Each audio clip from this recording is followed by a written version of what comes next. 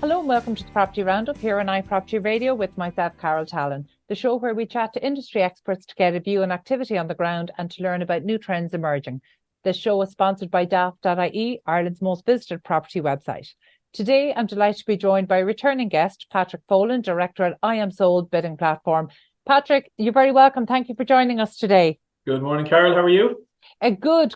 Patrick, I always love when we get to do our check-ins with iamsold because I really feel like we've seen so much of the company's growth. So just for people who might not be familiar, you might just describe the work that the team at iamsold are doing. Sure. And thanks for having me as well. As you know, we work with lots of different agents around the country. So we work with about 300 different auctioneers between Ireland and Northern Ireland. So based in Galway.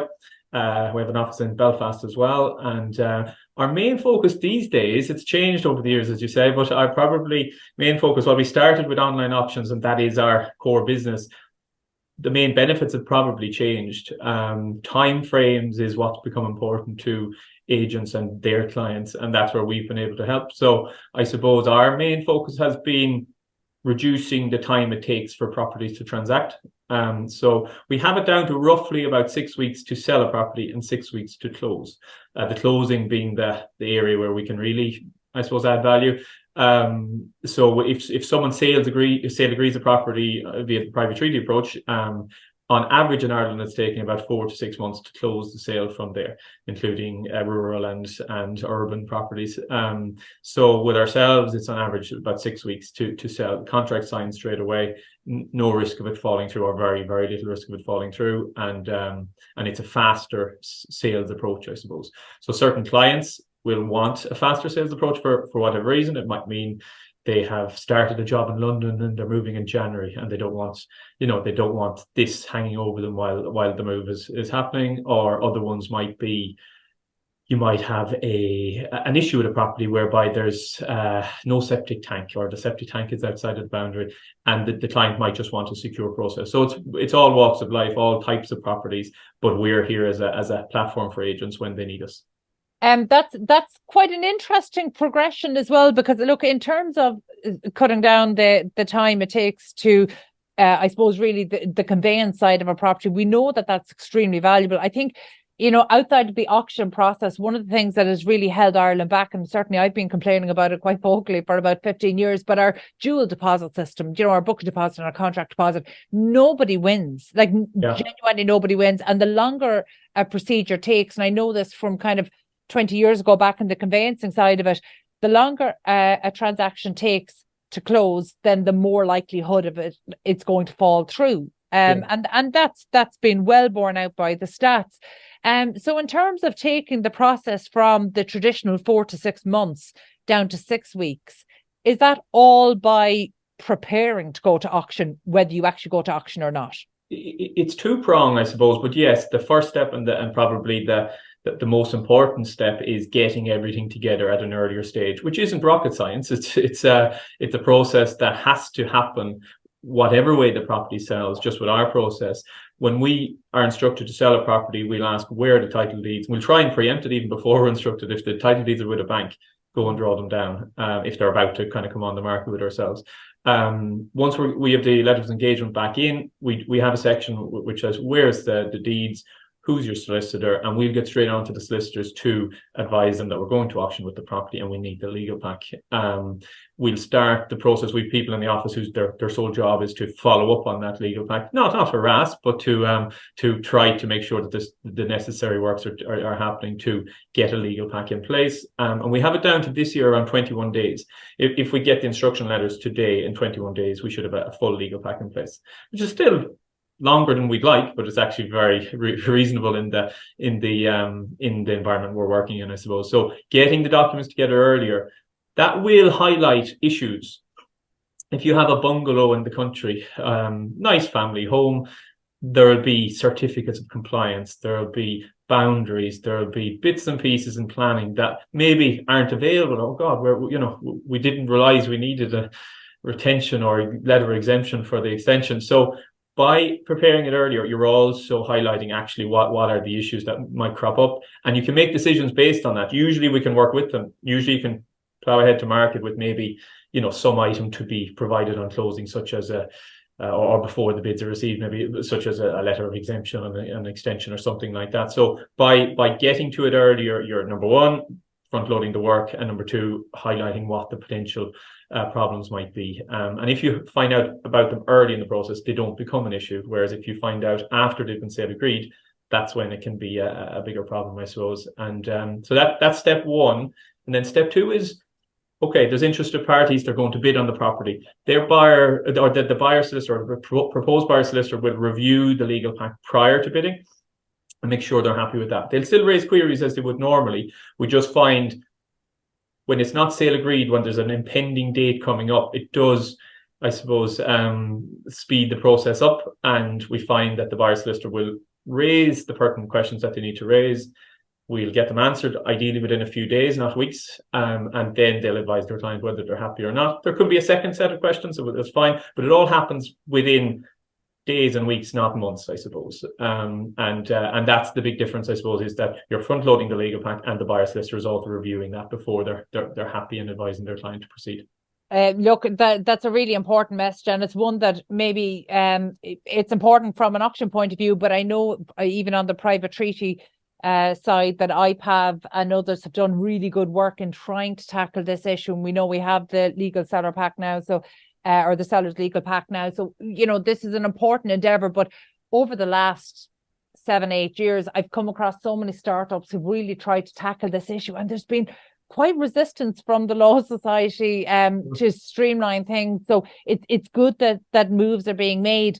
But I suppose auctions have always had the perception of being able to do things quickly. But what I'm really interested in, not just from iamsold, but auctions in general, the profile of properties that are coming through auction has really changed as well. So talk to us a little bit about, the type of property that, say you've an upcoming auction now on the 14th of December. Well, what kind of profile of seller and property are we likely to see included there?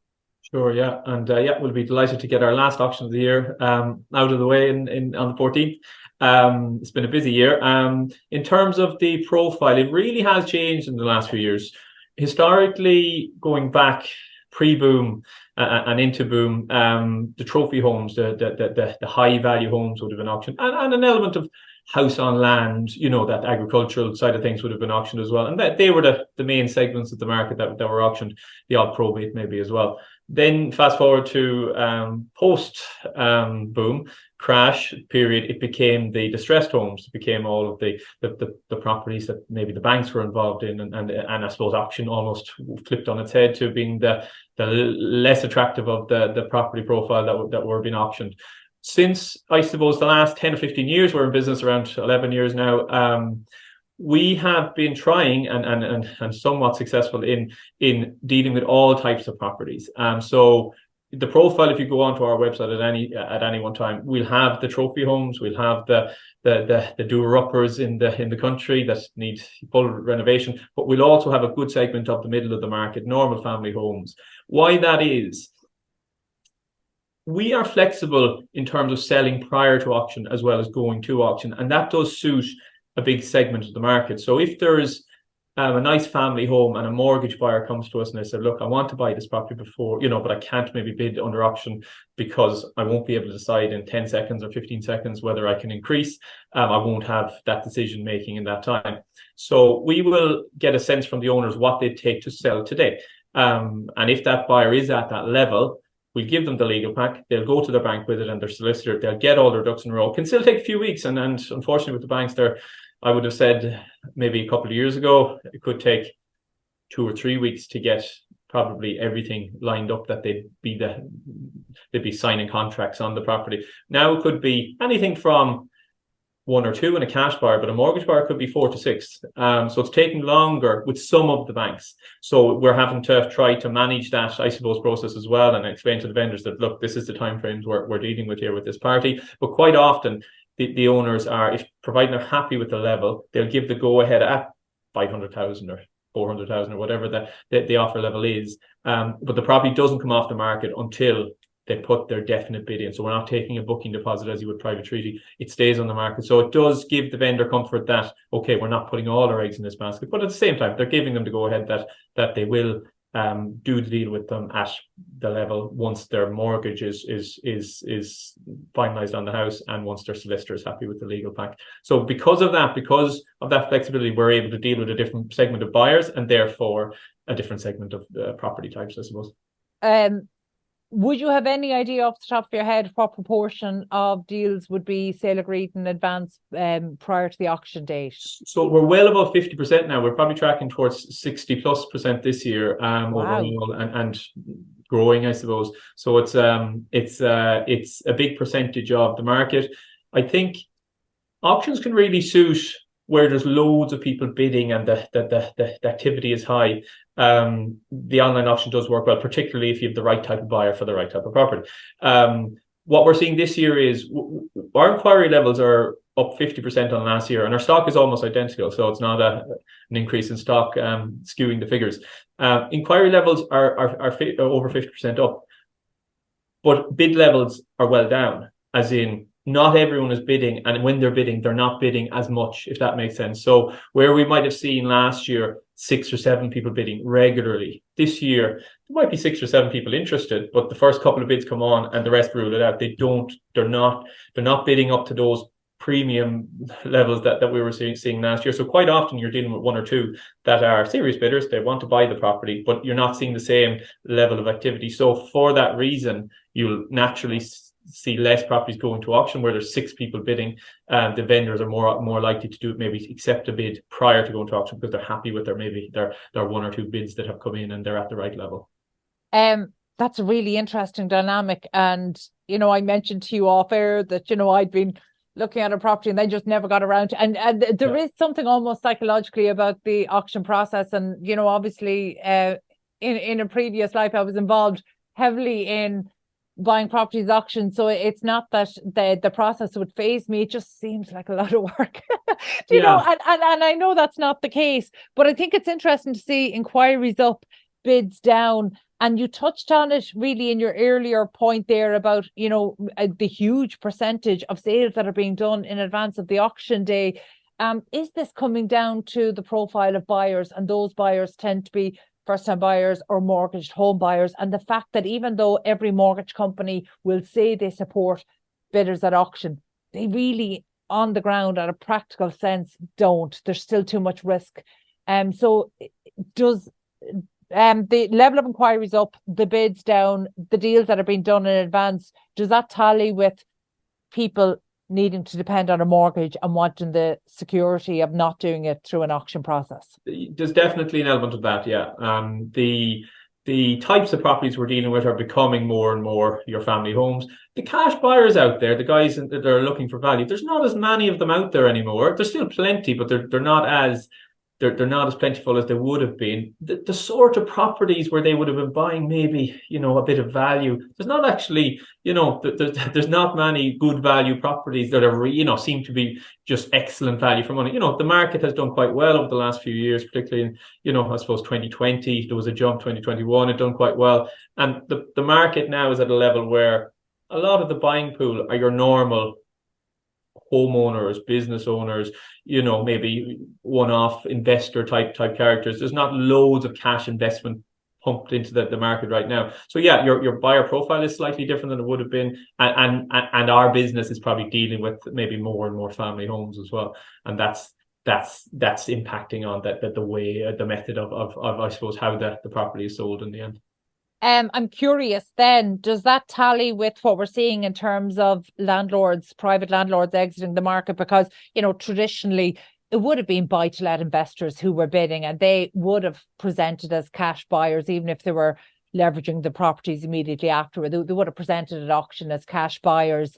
Do you have any stats in terms of, say, buy-to-let landlords who are bringing their property to auction but not replacing those properties? So you essentially have home buyers buying the previous buy-to-lets and no significant level of new landlords coming into the market. Sure. I don't have stats, but I have some probably feedback on it. we're definitely seeing your homes, your not apartments, but let's take 3-bedroom semis that might have been buy to let. They're not at a level.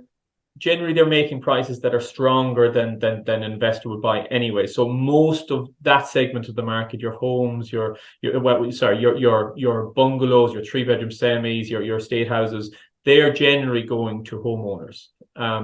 Then the types of properties that have been sold to landlords, there's still some of them out there, and there's still parts of the country there's still a bit of value. You go into the Midlands, you go into different counties, you can still find reasonably priced properties, but mainly it's apartments, or something maybe subdivided. We'd be dealing with pre-63 type properties in Dublin more so than anywhere else. Apartments.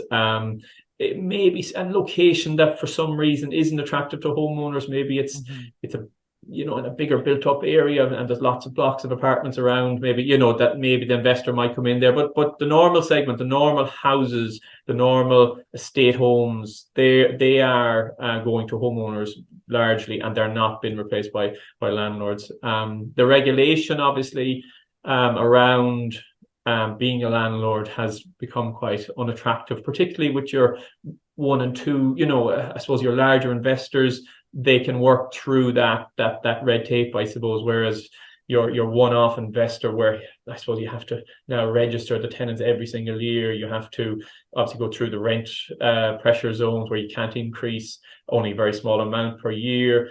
And a lot of those landlords, if they were charging quite a reasonable rent, say, 10 years ago they started charging it and never put the rent up. They can't put the rent up very much now. So in fact, if they were charging a very low rent, the tenant leaves. And they say, okay, well, what will we do? Will we hold on to this and get continue to get maybe quite a poor rent that's maybe half of market value, maybe less? We can't put that up, or will we sell? And most of them will sell because it's not worth their while holding on to it. By the time you pay your tax on income, by the time you pay your insurance, if they're on a low rent anyways, and particularly if they're on a tracker mortgage or they're on a variable mortgage, the interest rates are gone so high, it doesn't actually, they have to put their hand in their pocket every month to hold on to that property that's making them a poor income. There's very little, attractive, there's very little incentive for them to stay in as a landlord.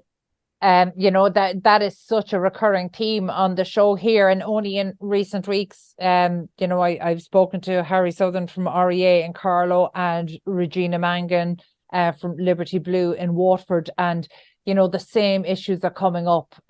It is just not attractive for landlords. So this seems to be a recurring issue, and policy is definitely, despite all of the political commentary, policy is definitely not supporting the landlords that we need in the market. And even as recently as in the last couple of weeks, having the IMF talk about how rent caps are not doing the job they were supposed to do, and actually they are probably hindering the supply of new homes to the rental market, which is what we need to reduce the costs of the monthly rentals on consumers.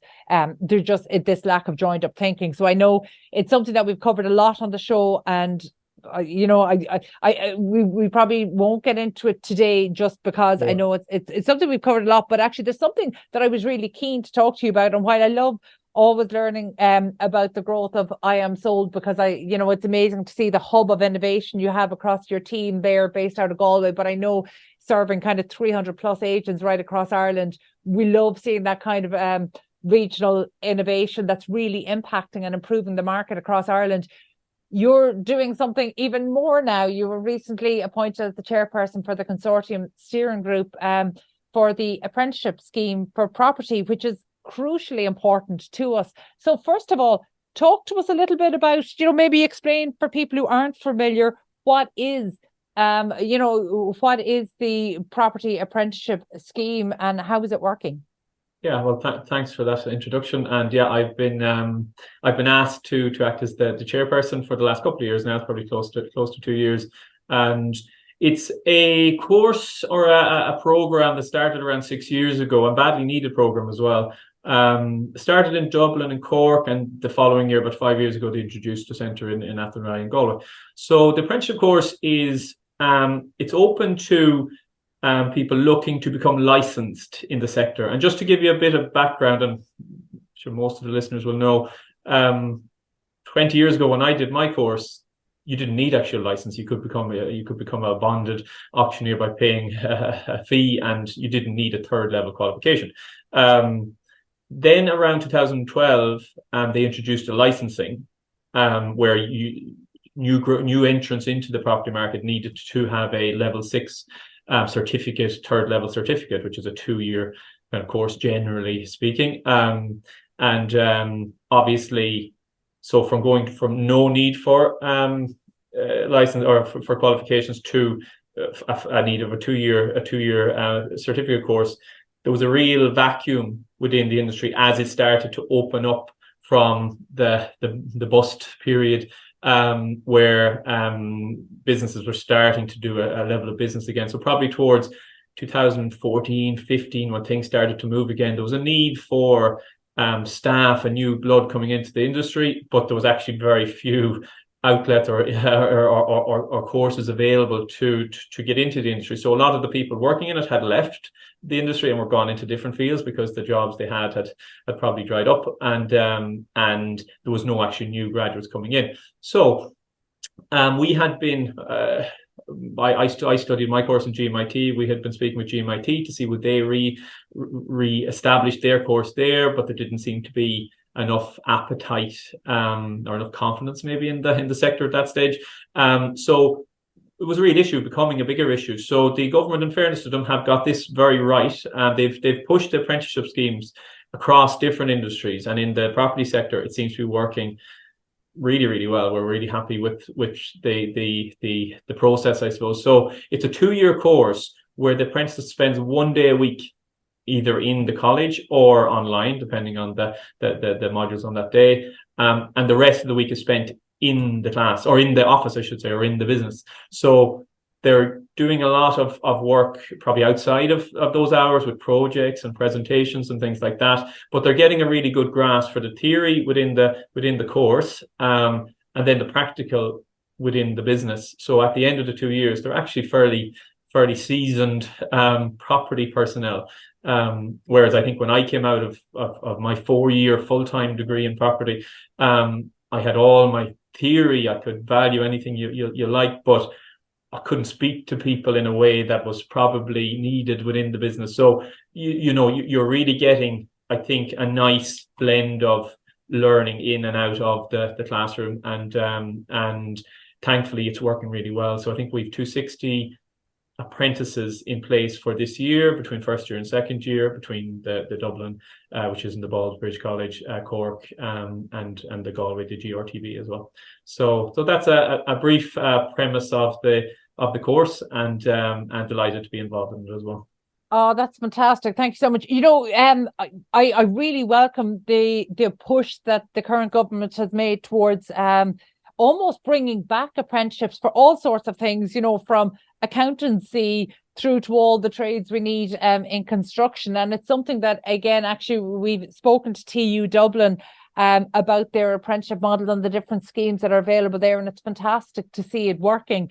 And for property, it's exactly what we want. It's exactly what we want to see. We want to welcome the next generation of talent. And I think you've touched on something really important there. And it's good that you have the awareness to know, that when you came out of college, yes, you had the technical training, but actually when you get into the real world environment and you're dealing with people, and people have a very deep connection to their properties and to their business premises and to their land, that sometimes it takes more than just the valuation techniques. You also have to be able to communicate and bring the owner of a property along with you on the journey of valuing that. Sure. And at the end of the day, property is absolutely a people skill.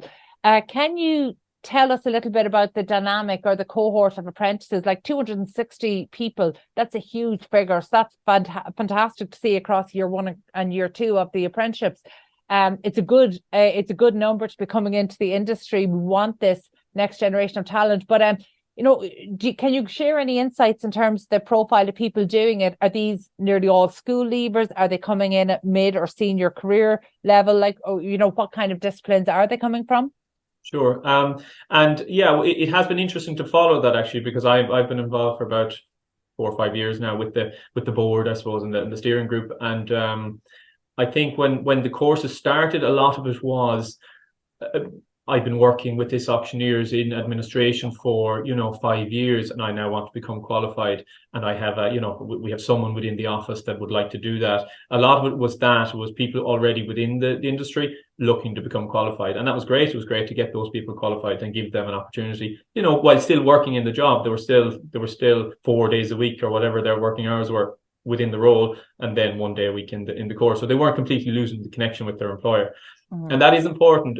Each apprentice needs to have an employer. They can't just come off their own back and to say, okay, I want to do the apprenticeship. They need to have an employer to support them through those other days of the week, I suppose, where they're working, and give them that practical knowledge, I suppose. So the first few years were very much higher weighted towards the currently in the industry, but that's really changed now. And I know a lot of school leavers are going straight in, so now it's more the younger I suppose profile that's coming through. I know D&G do a very good transition year module with different students and schools around the country. So the profile and the awareness of this apprenticeship for young school leavers is growing quite a lot. So it's actually now weighted more towards that, to the younger generation.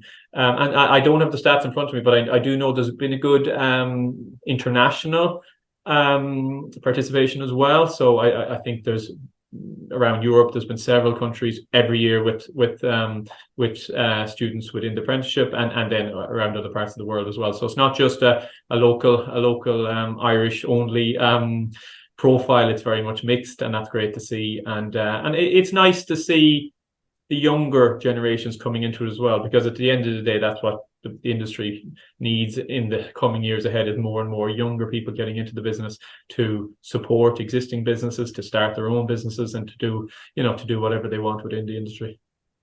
Very good. And with new people coming in, whether they're coming in as young school leavers or people who've been in the industry for a number of years, when you've new people coming in with a new focus, it opens up the avenues for innovation. So across the apprenticeship model, is there a focus on perhaps new or emerging business models for the business of property? Because the business of property globally is changing, and I'm not sure how responsive Ireland has been to some of those changes. And I don't just mean in terms of adopting emerging technologies, but I mean, look at iamsold. That was a different business model for delivering property in Ireland. Is there much of a focus on that in the course?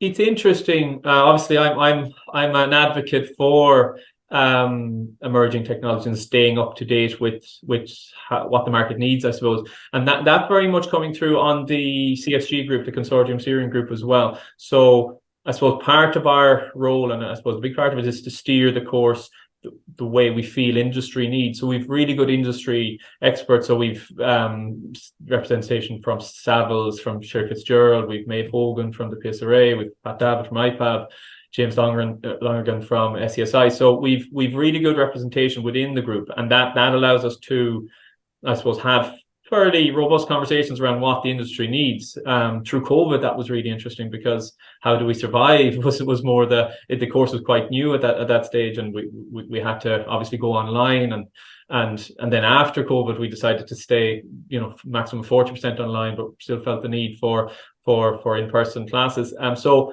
the steering group is there to steer, I suppose, in the best way we can, and part of that has been with the ICT side of things and the emerging technologies. So we would arrange generally on Zoom with the 3 centres, one-off training on different sides of the business with different people who might be experts in that area. So we try to keep up to date with emerging technologies through the normal course, but also with maybe guest speakers coming in to discuss. So that's been quite useful, and that's been quite interesting and quite topical over the last while, with a very changing property world.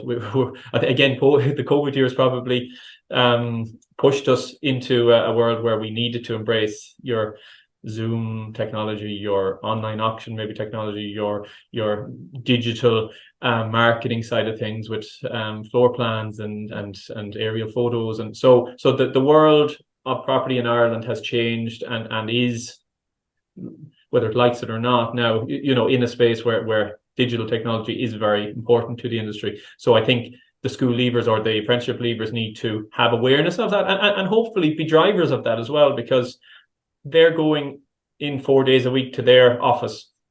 They're learning about different things that maybe that company they work with doesn't currently have or know about or use.